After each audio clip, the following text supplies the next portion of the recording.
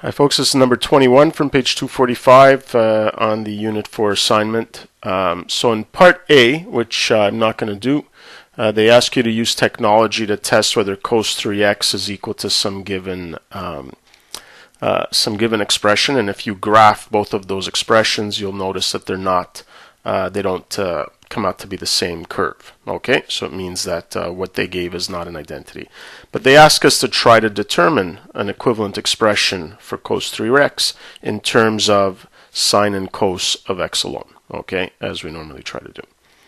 So we don't have a formula for cosine of 3x, so we have to try to come up with something that allows us to use our established trigonometric identities, okay?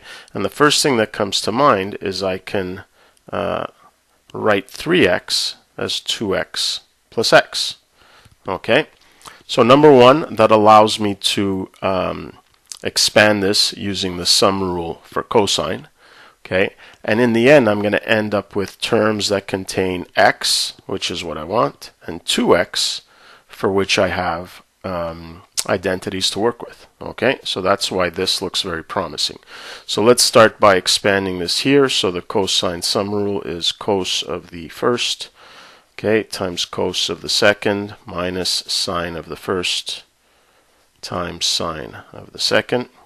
Okay, now here I have this cos 2x. I'm not quite sure what I'm going to do with it yet, because I think I should focus on the second term first, because with sine 2x I don't really have much choice as to what to do. Okay, so I'll actually leave this blank here till I look at this here. So sine 2x is 2 sine x cos x, and of course we have that other sine x. So when I simplify this here, I'm going to have minus 2 sine squared cos x. Okay, and I think this will help me determine which one to use, because I already have a cos x in this expression, okay, and I know that if I choose the third formula given on your sheet, I'm going to generate a 2 sine squared. Okay, so I'll end up with a 2 sine squared cos x, just like I have here. So that's why I'm choosing to use that version of the double angle formula for cosine. Okay, I'm inspired here by what I have in my other term.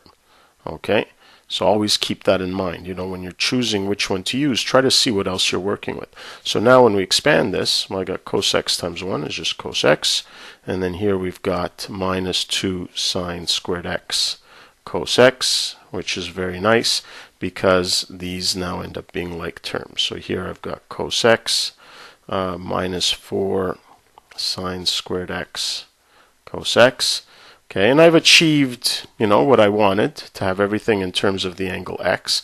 You know, whether this is the simplest form, it's hard to know. I guess I could play around with it. I can certainly factor out a cos x, okay, because it's a factor of both terms, and end up with 1 minus 4 sine squared x in brackets.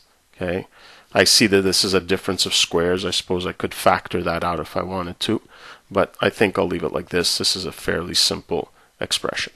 Okay, so again, just a trick that we have, that if you've got an input to cosine or sine or tangent that isn't one of our nice identities, try to rewrite that input so that you can actually apply one of the known identities. Okay, that's it for this one.